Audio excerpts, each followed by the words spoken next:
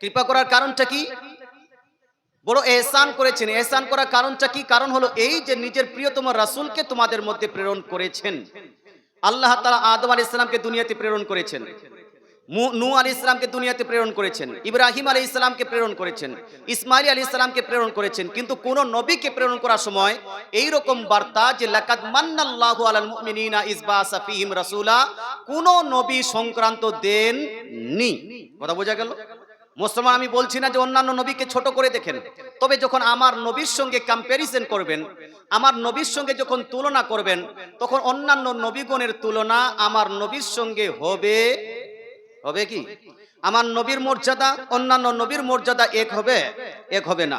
মূসা হলেন কালিমুল্লাহ, ঈসা হলেন রূহুল্লাহ, তবে আপনার নবী, আমার নবী, দয়ার নবী, মায়ার নবী মুহাম্মদ সাল্লাল্লাহু আলাইহি ওয়াসাল্লাম হলেন হাবিবুল্লাহ। জোরে বলেন সুবহানাল্লাহ। Habib, Habib means beloved. Habib means lover. Habib means loving person. Habib means, হাবিবের অর্থ হলো মাহবুব। হাবিব যাকে খুব বেশি ভালোবাসা হয়। অর্থাৎ আল্লাহ তাআলা মুহাম্মদ সাল্লাল্লাহু আলাইহি সাল্লামকে হাবিবুল্লাহ বানিয়ে এটা প্রমাণ করে দিয়েছেন, মাখলুকাতের মধ্যে সব থেকে বেশি আমার কাছে প্রিয় হলেন মুহাম্মদ সাল্লাল্লাহু আলাইহি ওয়াসাল্লাম। জোরে বলেন সুবহানাল্লাহ। এই জন্য আল্লাহ তাআলা যখন সেই নবীকে পৃথিবীতে প্রেরণ করলেন, তখন বললেন আমি বড় এহসান করলাম আমার হাবিবকে তোমাদেরকে প্রদান করে। সম্মানিত মুসলিম সমাজ, এই রাসূল পৃথিবীতে এসে করবেন কি? তার কাজ কি হবে? রাসূলকে প্রেরণ করার অর্থটা কি? উদ্দেশ্যটা কি?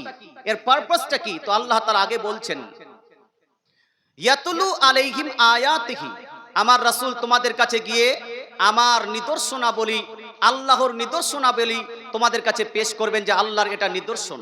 কাবা শরীফ আল্লাহর নিদর্শন, মসজিদ হলো আল্লাহর নিদর্শন, সাফা পাহাড় এবং মারওয়া পাহাড় এটা হলো আল্লাহর নিদর্শন।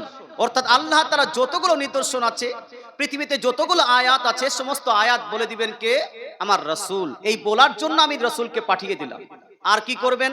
ওয়া ইউযাক্কিহিম, আর সেই রাসূল তোমাদেরকে এবং মুমিনদেরকে, মানুষদেরকে পবিত্র করে দিবেন, পাক ও সাফ করে দিবেন। জোরে বলেন না সুবহানাল্লাহ।